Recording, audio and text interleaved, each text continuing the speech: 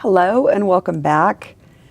The last video we talked about Newton's first law, really zeroed in on it.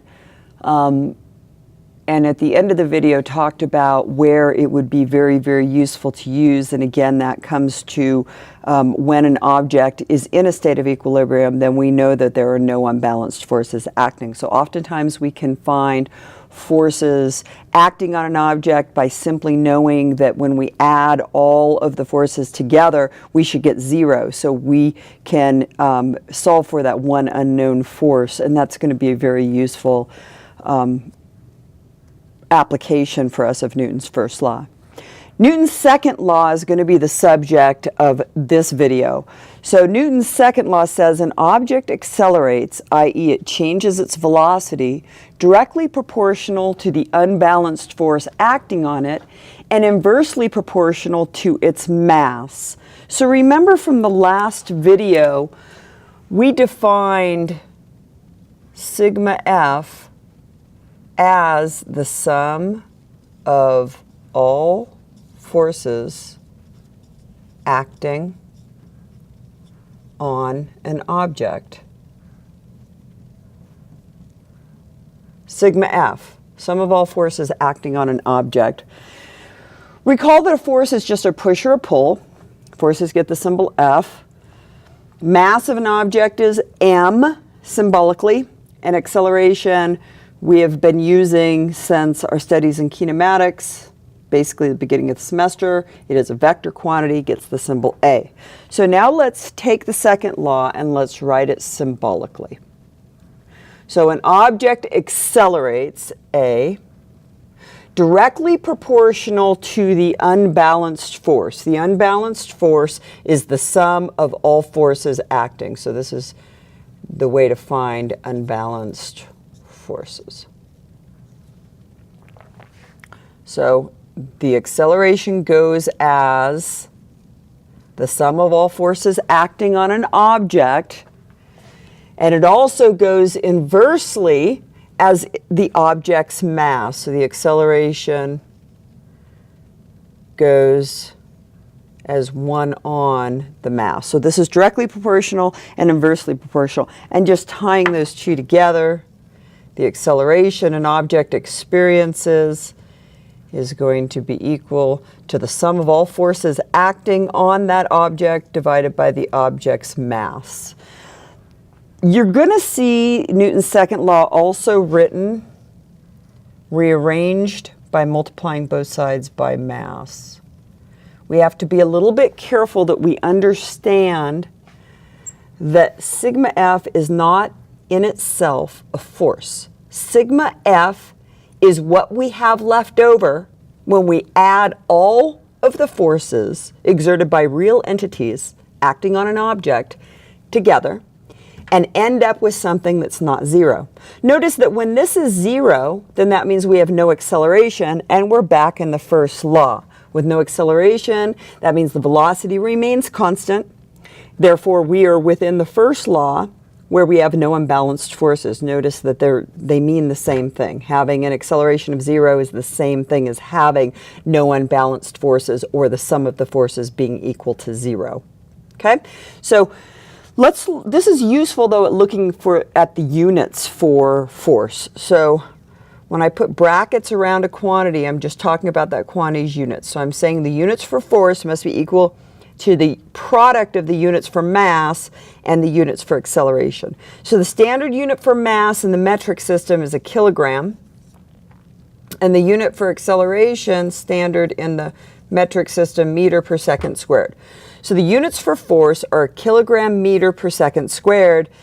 And so what we're going to do is pay tribute to Newton and call this collection of units a Newton. And we're going to just abbreviate that capital N. So that stands for a Newton. Okay, so the units for force are going to be newtons.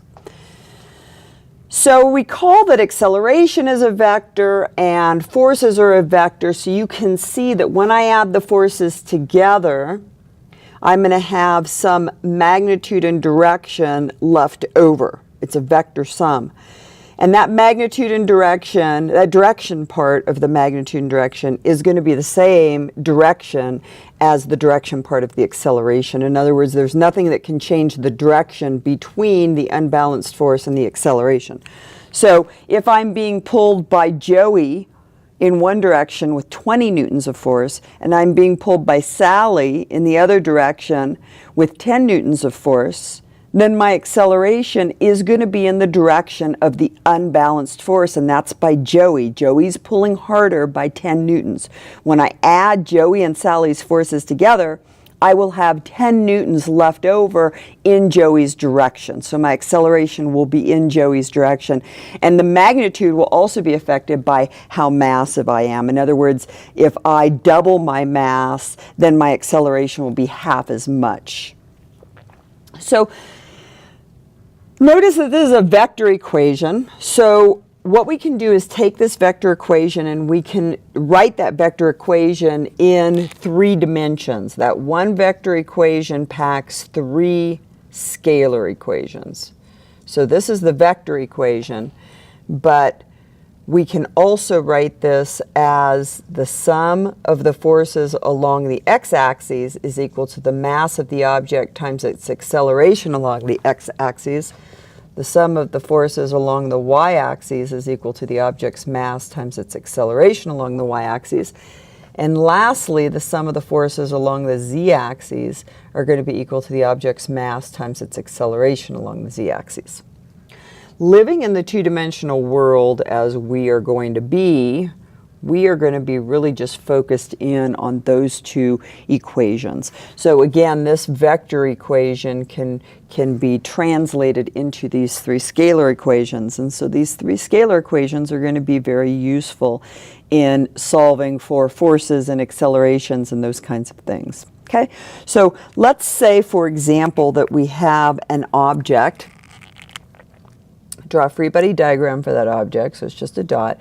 And let's give a scenario where I am pulling a box across the floor. So I have a string attached to the box, and I am exerting a force by pulling on that string. That string is under tension once I pull hard enough, and the tension in that string thus allows it to exert a force on the box.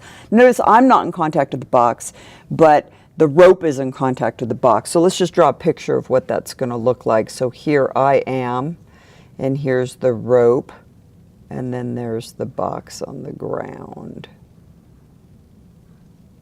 Okay, so I'm going to pull this box in this direction. Okay, so what forces are acting on this box? So this is the FBD for the box. FBD for box. So here's the dot that represents the box. What forces are acting? Well, when you're looking for forces that are acting on an object, you want to see what is in contact with the object.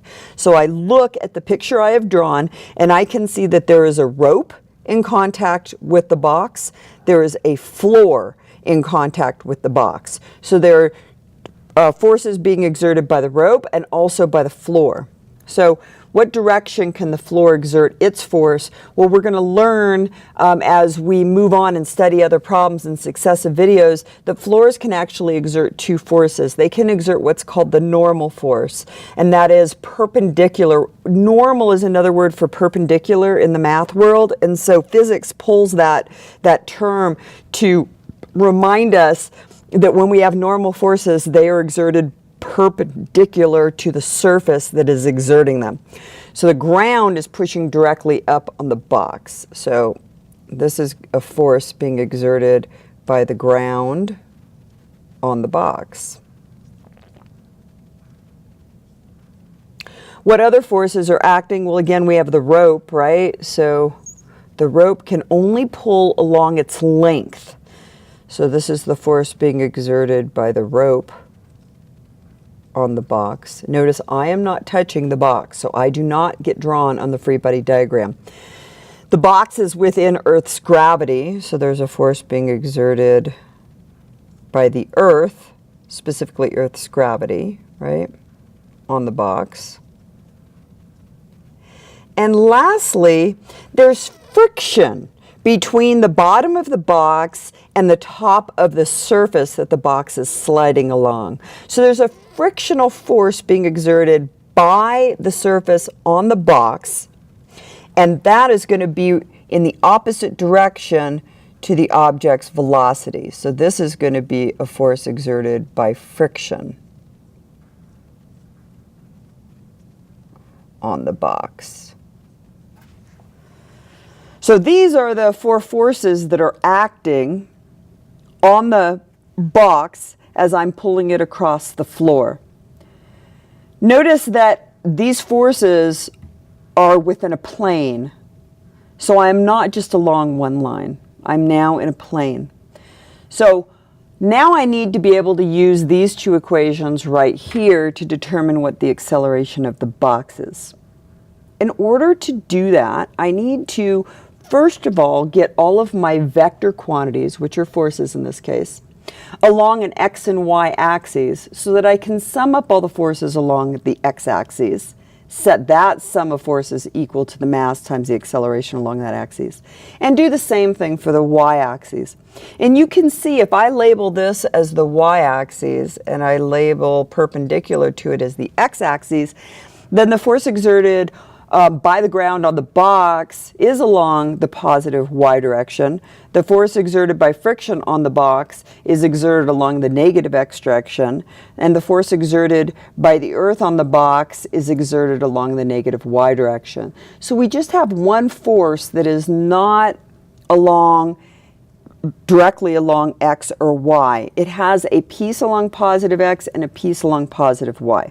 So what we need to do is take this force and put it into its component pieces within the coordinate system that we chose. So I can re-represent that force being exerted, and I'll blow it up right here so that we can see it well. By the rope on the box, we can break that force up into pieces that are parallel to the x-axis and parallel to the y-axis. So that would be the force exerted by the rope on the box along the x-axis. And this piece is going to be the force exerted by the rope on the box along the y-axis. So if I knew the magnitude and direction, in other words, if I knew how long this vector was and the angle that it makes with respect to the x-axis, theta, then using sine and cosine, I can figure out the component pieces of the force exerted by the rope on the box that lie within my coordinate system. Once I do that, then I want to redraw my free body diagram. Before I apply these sums, I want to redraw my free body diagram so that all the forces now are along the coordinate axes.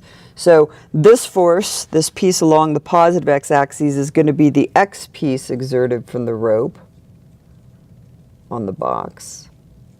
So that's the x piece.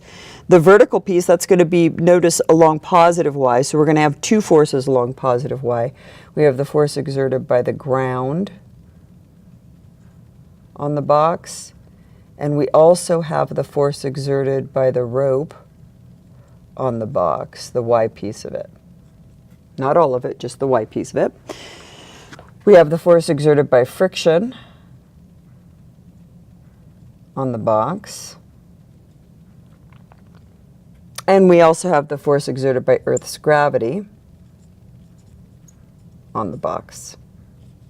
At this point, we would be able to go ahead and apply Newton's second law. In other words, we would add all these forces together, set it equal to the object's mass times its acceleration along this axis. And notice that as I slide the box across the floor, it is confined to move on the x-axis. So I know that there's no acceleration along this axis. In other words, these two forces added together have to exactly balance the force exerted by Earth's gravity on the box, or else there would be a change in the object's velocity vertically, an AY, an acceleration along the y dimension. We know that doesn't happen. The box would have to levitate up or crash down through the floor to make an acceleration along the y-axis. But we might have an acceleration along the x-axis, and so we would need to know how big these forces are, and if they are equal to one another, then that means there would be no acceleration along the x-axis. But if the rope is exerting a larger force on the box than friction is exerting backward, then we would indeed have an unbalanced force, and we would have a resultant acceleration.